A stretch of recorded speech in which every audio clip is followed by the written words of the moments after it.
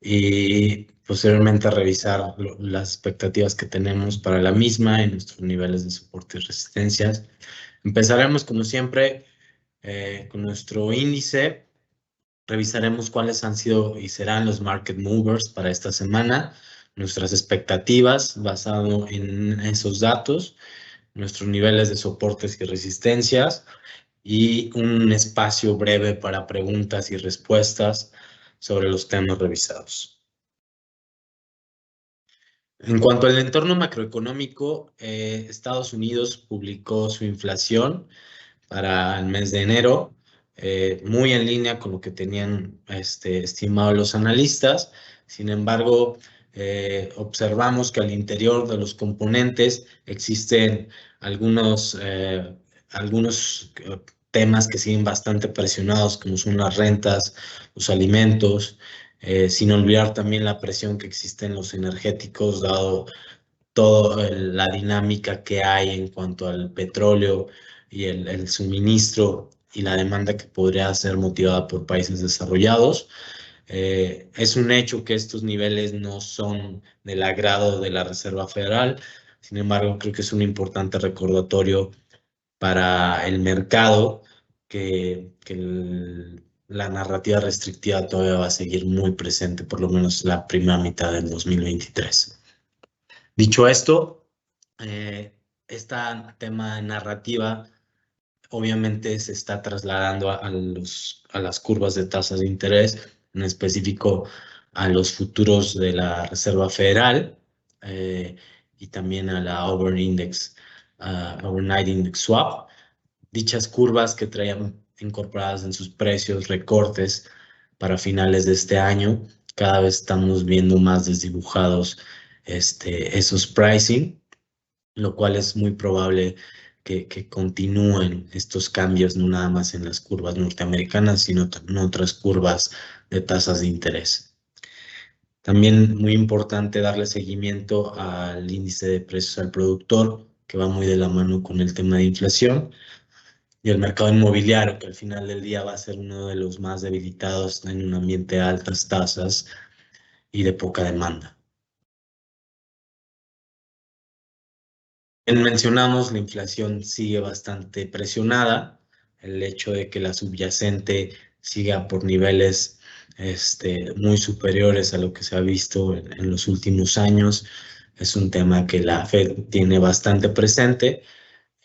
Sin embargo, sí podemos considerar que podría haber una disminución, si bien no paulatina, pero que podría darse gracias a esta narrativa de alza de tasas por parte de la Reserva Federal. Los permisos de construcción de casas, que al final del día, como mencionamos, es un sector muy sensible a las tasas de interés. Por ende, esperamos que la contracción en el tema inmobiliario se siga dando a lo largo del año y sobre todo revisar el índice de precios del productor, que va a tener una injerencia importante en el ánimo en los mercados. El día de hoy, los datos de la manufactura sorprendieron con una contracción de apenas el 5.8 comparada con el 18% de contracción que se esperaba.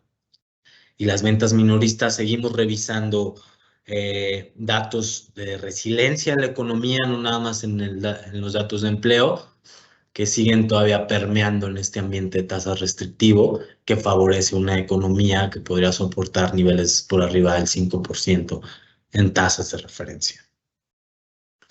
En cuanto a México, bueno, luego la sorpresa de la decisión unánime por un hike de 50 puntos base, notamos una junta de gobierno más unificada que está siendo tomada mucho más en serio en su misión de controlar la inflación y por ende también el cambio en las curvas de tasas de interés, en específico en la de bonus M y en la de swaps de TIE28, recibió este impacto de manera más directa. Las ventas minoristas, que si bien se siguen incrementando, han sido de manera marginal, pero podemos enlazarlo también con la confianza para los siguientes 12 meses de los hogares mexicanos. En niveles de reservas, que va a ser muy importante monitorearlo, sobre todo ante un escenario de recesión, que podría también tener un impacto en las remesas, sobre todo por los niveles de tipo de cambio. Es importante también resaltar la encuesta Citibanamex, donde nosotros somos partícipes y que tenemos niveles de inflación superiores a la media de los participantes, precisamente porque no vemos una desaceleración en la subyacente aún contundente. ¿Qué esperar?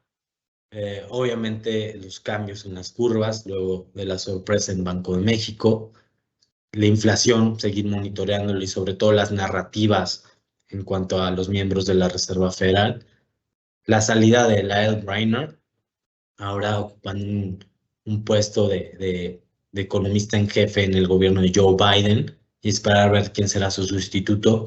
Recordar que ella ha sido vista como uno de los miembros más dovish, la manufactura que se sigue contrayendo pero menor a lo esperado, y la reducción en la actividad.